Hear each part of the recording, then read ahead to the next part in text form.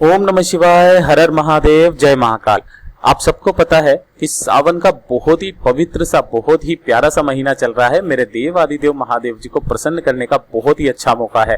कहा जाता है कि सावन के महीने में पूरी की पूरी सृष्टि का भार मेरे देव आदिदेव महादेव जी और उनके परिवार पर आश्रित होता है। अगर आपकी कोई मनोकामना है, काफी दिनों से पूरी नहीं हो रही है, कोई विश है जिसे आप पूरा करना चाहते हो, तो मात्र छोटा सा उपाय आपको करना होगा।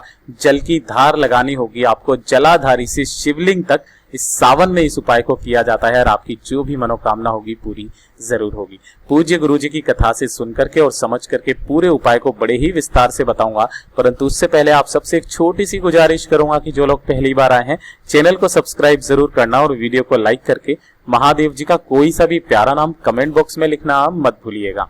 पहले ही बता देते हैं, इस पूरे वीडियो के अंदर हम लोग 4 महा उपायों के बारे में बात करेंगे जो आपके परिवार की, आपकी व्यापार की, आपकी मनोकामना, सबकी समस्याओं को हल करेगा। ठीक है, सबसे पहले बात कर लेते हैं पहले वाले उपाय की तरफ। देखिए, पहला वाला जो उपाय है वो करना किसको है, वो ध्यान रखना।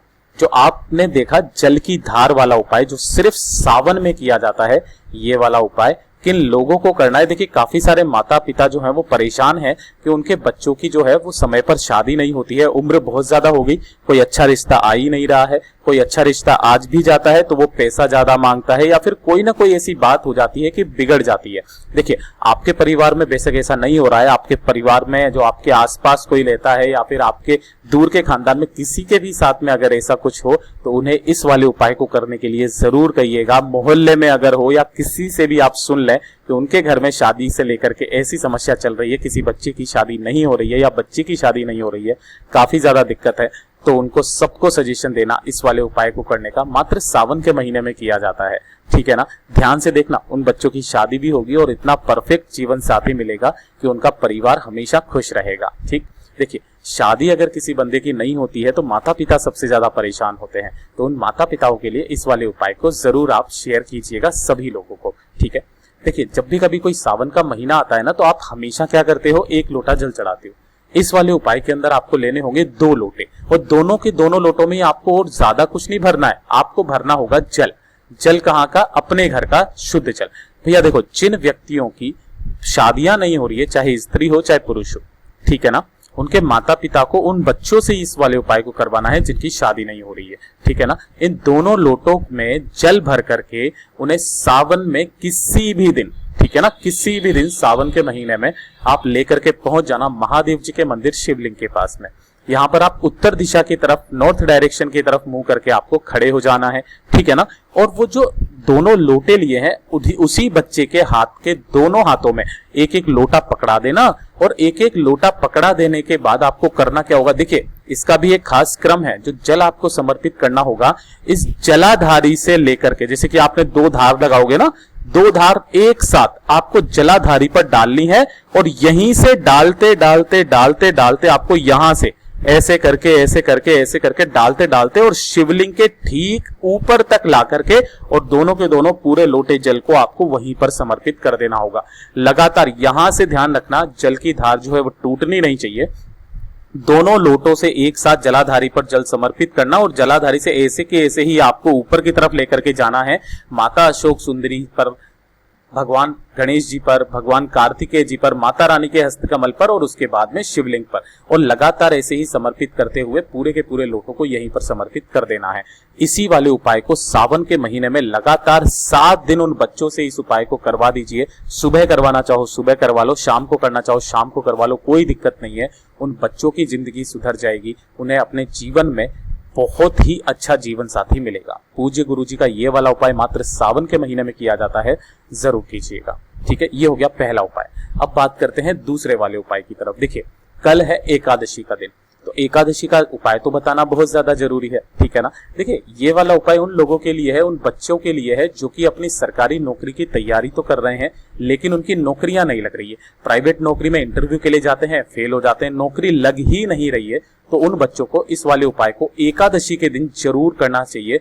मात्र 3 महीने के अंदर अंदर किसी न किसी नौकरी का योग बन ही जाएगा। ठीक है, इसके लिए आपको लेना होगा एक तांबे का लोटा जिसके अंदर आपको भर लेना होगा अपने घर का शुद्ध जल, ठीक है ना। और इसी जल के अंदर आपको थोड़ी सी 4 से 5 बूंदे मिला लेनी होगी, किसकी, गंगा जल की। किसके अंदर, गंगा जल की इसी लोटे के अंदर मिला लेना। कहा जाता है गंगा जल इतना पवित्र होता है कि जिस जल में मिलता है उसे भी गंगा जल बना लेता है, ठीक है। और इसी लोटे के अंदर आपको डालनी होगी 11 तुलसी की पत्ती। किसकी? तुलसी की पत्ते, ठीक है ना। देखिए एकादशी के दिन में तुलसी जी के पत्तों का बहुत ज्यादा महत्व होता है और पत्ते जो आप लोगे वो खंडित नहीं होने चाहिए और जब भी आप इन्हें तोड़ो यहाँ से तो उनसे आज्ञा लेकर के तोड़ें, ठीक है ना, मांग करके तोड़ें। ऐसे करके 11 तुलसी के पत्ते लेना और इसी वाले लोटे के अंदर डाल देना और इस लोटे को लेकर के पहुंच जाना कहां पर? जो भी श्री हरि विष्णु जी का स्वरूप है, श्री हरि विष्णु जी का जो भी स्वरूप है, जैसे राधा कृष्णा मंदिर में चले जाना, राम जी के मंदिर में चले जाना, ठीक है ना, ये सभी रूप किसके हैं? ये सभी रूप श्री हरि विष्णु जी के हैं। तो उनका जो भी रूप का मंदिर आपको मिले उस मंदिर में आप चले जाना और वहां जाने के बाद में मंदिर में सामने जो चौखट बनी हुई है उस चौखट पर उस लोटे को रखना और वहां पर आपको श्री हरि विष्णु जी से कामना करनी है अपनी नौकरी की, अपनी मनोकामना की, और अपनी मनोकामना बोल करके 5 मिनट वहां पर आपको खड़े रह करके भगवान श्री हरि विष्णु जी का आपको मन में जो है वो उच्चारण करना है, उनकी साधना करनी है और उसके बाद में इस लोटे को उठाना है और इस लोटे को उठा करके किसी भी पेड़ के नीचे, सबसे बढ़िया होगा आप अगर किसी बेलपत्र के पेड़ के नीचे चले जाएं और इसे एक लोटे जल को यहाँ पर समर्पित कर दें। मात्र 3 महीने के अंदर अंदर कोई ना कोई नौकरी का योग बन ही जाता है, ठीक है। उसके बाद बात करते हैं तीसरे वाले उपाय की तरफ। देखिए ये वाली जो समस्या है किसी के परिवार में हो, किसी के परिवार में ना हो, लेकिन अगर किसी के परिवार में नहीं है तो आगे चल करके आ सकती है, तो इस उपाय को जरूर सुनिएगा। देखिए अगर आपके परिवार में कोई ऐसा व्यक्ति है जो कि बहुत ही ज्यादा बीमार है और वो मरने की कंडीशन पर है ना, ऐसा कहा गुरुदेव ने कि अगर वो खटिया पर पड़ा पड़ा सड़ रहा है, बहुत ज्यादा बीमार है, उठ नहीं सकता और आपके परिवार पर अब वो बोझ बन चुका है, ठीक है, तो उनके लिए मात्र आपको ये तीसरा वाला उपाय करना होगा। छोटा सा उपाय है, एकादशी के दिन का उपाय। गुरुदेव ने कहा कि उन्हें मात्र आपको एकादशी की 2 कथाएं आपको सुना देनी है। 2 कथाएं सुनाते ही आपको पता चलेगा कि उन व्यक्तियों को इस संसार से, इस पूरे के पूरे सांसारिक सुखों से मुक्ति मिल जाएगी और वो खुशी खुशी अपने देवलोक में गमन कर जाएगा।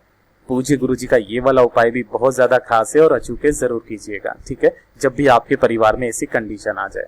अब बात करते हैं चौथे वाले उपाय की तरफ। देखिए चौथा वाला जो उपाय है यह है आपकी धन, संपदा, वैभव, व्यापार सबसे संबंधित है। आपकी जो भी कामना होगी पूरी जरूर होगी। एकादशी का दिन है, बहुत प्यारा सा दिन है, जरूर कीजिएगा, ठीक है। देखिए आपको इसके लिए करना क्या होगा, एक तांबे का लोटा लेना है। किसका लोटा? तांबे का लोटा। इसके अंदर मात्र आपको ज्यादा कुछ नहीं डालना, थोड़ा सा जल भर लेना है ना, और जल भरने के बाद आपको एक और चीज चाहिए होगी, वो चाहिए होगी हल्दी।